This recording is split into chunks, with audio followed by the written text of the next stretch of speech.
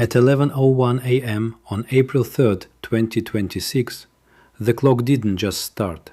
It accelerated into a nightmare that defied every predictive model in the CAL FIRE arsenal. Right now, as the data trickles in from thermal imaging satellites and ground-based remote sensing stations, what scientists saw in the last week's data changes everything we thought we knew about the California spring. This is not a slow burn catastrophe. It is a kinetic, atmospheric event happening in real time. In less than 3 hours, a small brush fire on Gilman Springs Road transformed into a landscape-consuming monster, devouring an area larger than the entire island of Manhattan. The sky above Moreno Valley turned a bruised, toxic brown before most residents had even received a wireless emergency alert. This is the Springs fire, and it represents a terrifying recalibration of the American West's vulnerability. The scale of the failure began not with a match, but with a measurement. 2 days before the ignition, engineers from the California Department of Water Resources drove to Phillips Station in the Sierra Nevada. They performed the traditional manual snow survey, pushing their measuring rods into what should have been a deep, frozen reservoir of water. The state had been declared 100% drought-free just 3 months prior in January 2026. For the first time in a quarter century, the maps showed no yellow, orange, or red. But as the rods hit the dirt at Phillips Station, the reality was revealed. The statewide snowpack was a staggering 18% of average. In the Northern Sierra, the primary watershed for the entire state, it was 6%. This was the second worst snowpack on record, hidden beneath the surface of a wet winter. By 1:30 p.m. on April 3rd, the Springs fire had reached 1,500 acres. By 4:30 p.m., it was 3,500. By 7 p.m., it stood at 4,176 acres, with only 25% containment. That rate of growth, roughly 84 acres per hour across an entire afternoon, is a total departure from normal April fire behavior. In the Mediterranean climate of Southern California, April is supposed to be the buffer. It is the window where vegetation still holds enough residual moisture from winter rains to resist ignition. But 2026 broke the buffer. Frank Disney, looking out his window in the Moreno Valley Ranch neighborhood, witnessed a physical impossibility. The hillside wasn't just burning, it was evaporating into a wall of flame moving at 55 miles per hour, driven by the relentless compression of the San Gorgonio Pass. He thought his neighbors' houses were already on fire. They weren't, not yet.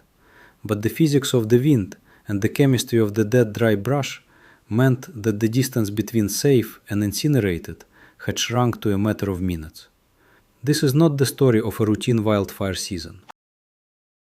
This is the story of a state that called itself saved, only to find it was standing on a tinderbox in the middle of spring. At 12:26 p.m. on April 3, 2026, the complexity of the crisis doubled. Just 85 minutes after the Springs fire began its assault on Riverside County, a second ignition was detected 100 miles to the northwest. Seismographs and thermal sensors near Acton in northern Los Angeles County spiked as the Crown Fire tore into the foothills of the Sierra Pelona Mountains. Within an hour, CAL FIRE's drift smoke advisory reached as far as Jurupa Valley, Menifee, and Lake Elsinore. The California emergency infrastructure was now fighting a two-front war against a geophysical anomaly. The primary driver was the wind, but the fuel was a failure of the hydrologic cycle. To understand why the Springs fire grew with such little efficiency, we have to look at the pressure gradients recorded by NOAA stations across the Great Basin. A high-pressure system sitting over the Four Corners region created a massive atmospheric seesaw. Air seeking equilibrium rushed toward the low pressure over the Pacific coast. This air was forced through the San Gorgonio Pass, a geographic bottleneck where the San Bernardino and San Jacinto mountains converge. According to fluid dynamics, specifically the Bernoulli principle, when a fluid like air is forced through a narrow opening, its velocity must increase. At 2 p.m., anemometers in the pass recorded sustained gusts of 55 miles per hour. The pass wasn't just a landmark, it was a calibrated wind tunnel, aiming a blowtorch directly at the Moreno Valley Range development. But wind alone doesn't explain the 84 acres per hour consumption rate. The technical data provided by the Remote Automatic Weather Stations, RAWS, revealed a terrifying trend in energy release components, ERCS. ERCS are a composite index of fuel moisture and temperature that track fire intensity. In a normal April, Southern California ERCS should be in the 30th to 40th percentile. On April 3rd, they were hitting the 90th percentile, levels usually reserved for the peak of August. The reason was the Great Deception of the 2025 to 2026 winter. While the California Department of Water Resources had declared the state drought-free in January due to high reservoir levels, the ground truth sensors told a different story. The rain that fell in December and January arrived via warm atmospheric rivers. It fell as rain even at high elevations, soaking the soil and flowing immediately into the Central Valley's infrastructure. It did not freeze. It did not stack. Carla Nemeth, director of the CDWR, stood at Phillips Station on April 1st and looked at a landscape that should have been under 6 feet of snow. Instead, she saw bare patches of granite and parched pine needles. "This is an alarming end to a winter," she stated in the official report. Snowpack is not just stored water, it is stored fire suppression. Without a slow-melting snowpack to provide a continuous trickle of moisture into the lower elevation chaparral throughout the spring, the vegetation underwent a rapid, premature desiccation. By March, record heat had sucked the last of the surface moisture from the soil. The green-up of the spring was a thin, flammable veil over bone-dry fuels. Sean Peterson, manager of the National Interagency Coordination Center, NICC, had warned in February that an extremely dry winter across the Sierra and the Cascades had increased the probability of severe early-season fires. At 4:30 p.m., as the spring's fire hit 3,500 acres, his warning became a physical reality. The vegetation above 3,000 feet had dried out 2 months ahead of schedule. The fire was no longer moving over the landscape. It was leaping across it, spotting miles ahead of the main front as embers were carried by the 55-mile-per-hour gusts. The strain on the system reached a breaking point by late afternoon. 260 firefighters, 36 engines, and 10 air tankers were deployed to a single Riverside County incident. These are resources typically reserved for campaign fires in late summer. Simultaneously, the financial gears of the state began to grind. The California Wildfire Fund, a $21 billion reserve established to cover utility liability, was being monitored with increasing anxiety. Jack Buckley, vice president at Capstone Energy Advisory, noted that the fund's balance was becoming a point of systemic vulnerability. "I don't think any stakeholder wants to be in a position where every few years we need to find another $10 billion, he remarked. With the Eaton fire of 2025 having already tapped into these reserves, the spring's fire wasn't just burning brush, it was threatening the economic stability of the state's power grid before the official fire season had even begun. The clock was no longer ticking toward summer. Summer had already arrived in April. The precedent that maps most directly onto the April 2026 crisis is the catastrophic summer of 2021. But the numbers today suggest we are entering uncharted territory.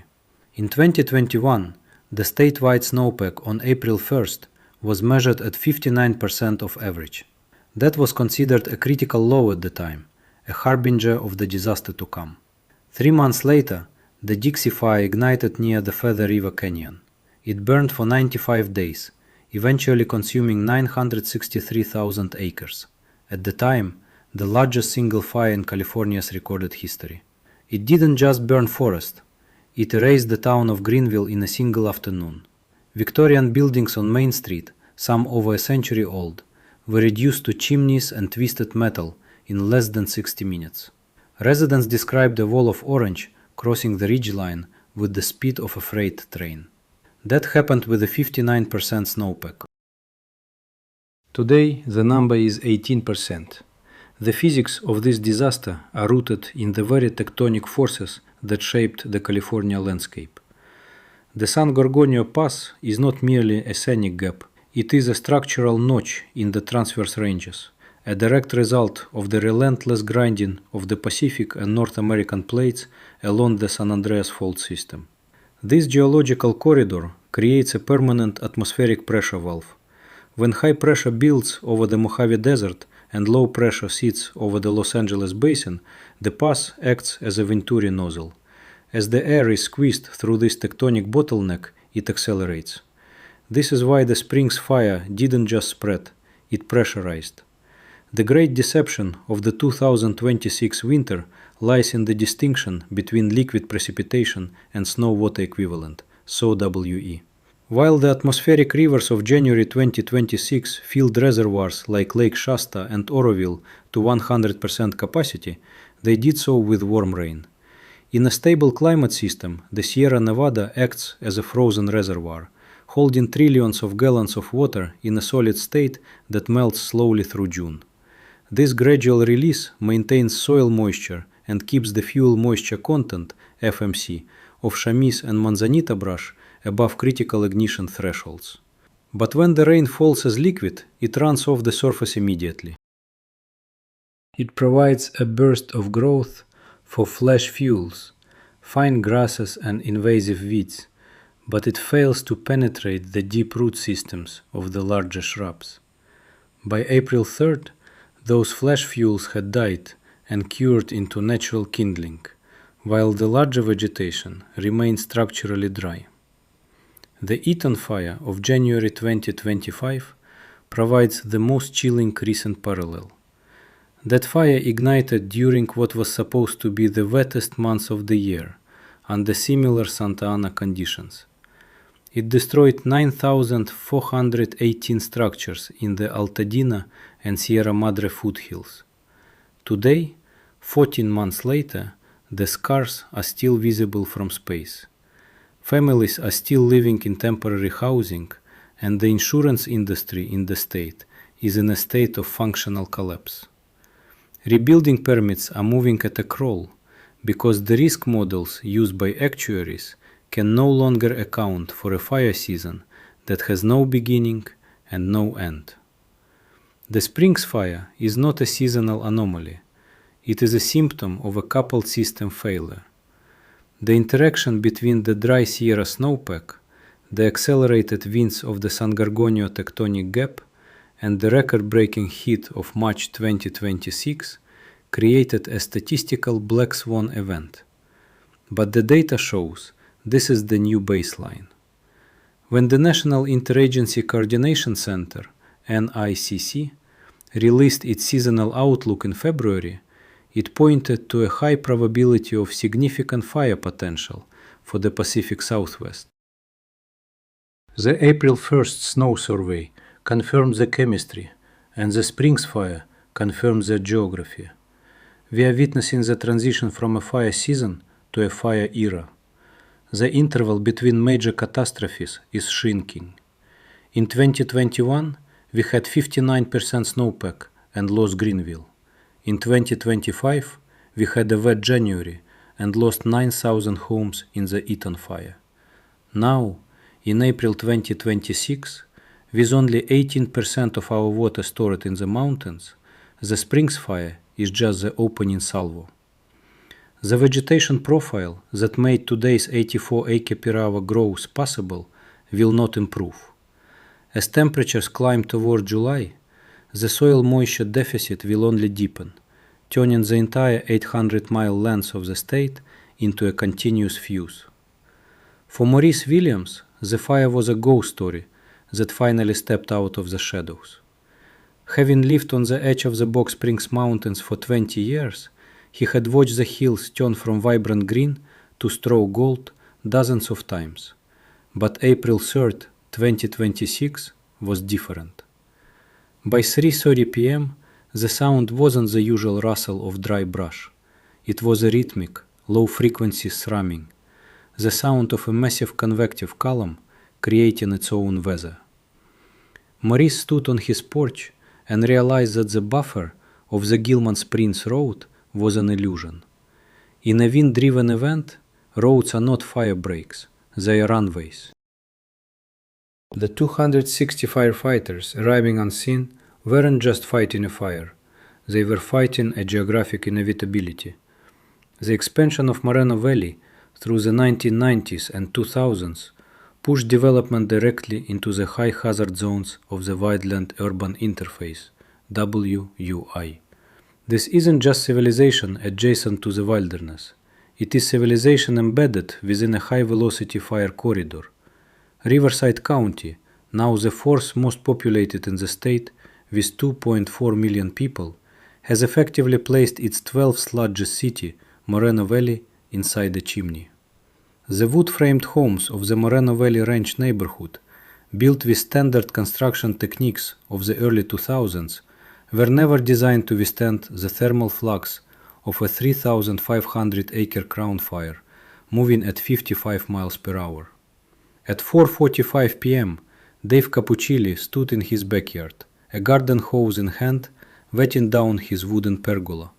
It was a scene of quiet, desperate futility, repeated in hundreds of yards across the evacuation zones.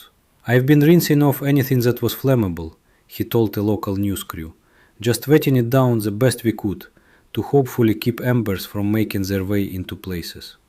But the physics of a wind-driven fire laugh at garden hoses.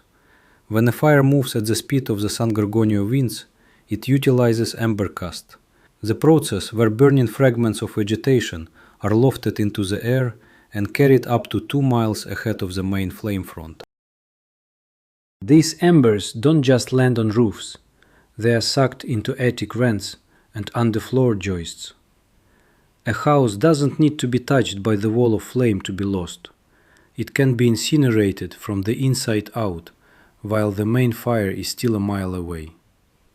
The logistical strain on the state's resources by 5 p.m. was unprecedented for April. Typically, the off-season allows for heavy maintenance on the fleet of air tankers and the training of new hand crews. On this Friday, CAL FIRE was forced to pull 10 air tankers from multiple incidents across the state to a single coordinates point in Riverside County. This left the rest of the state dangerously exposed. If a third major ignition had occurred in the high-density WUI of the Oakland Hills or the Santa Cruz Mountains, the response time would have shifted from minutes to hours. The human toll is compounded by the shadow of the Eaton fire. 14 months ago, in January 2025, the families of Altadena stood where the residents of Moreno Valley stand today. The Eaton fire was a structural massacre. 9,418 homes, reduced not to shells, but to slabs. In the forensic cleanup of a modern wildfire, there is nothing left but bare concrete foundations and the twisted skeletal frames of heavy appliances, washing machines and ovens, standing in a sea of gray ash. The economic impact is a localized depression. In Altadena, rebuilding permits are stalled. The insurance industry has functionally exited the region, leaving homeowners with the FAIR plan, a state-mandated insurer of last resort that carries premiums 3 to 4 times the national average. For many, the cost of the insurance exceeds the mortgage payment. This is the financial cliff facing Riverside County tonight. The California Wildfire Fund, the $21 billion safety net, is the only thing keeping the state's major utilities, like Southern California Edison and PG&E, from total insolvency.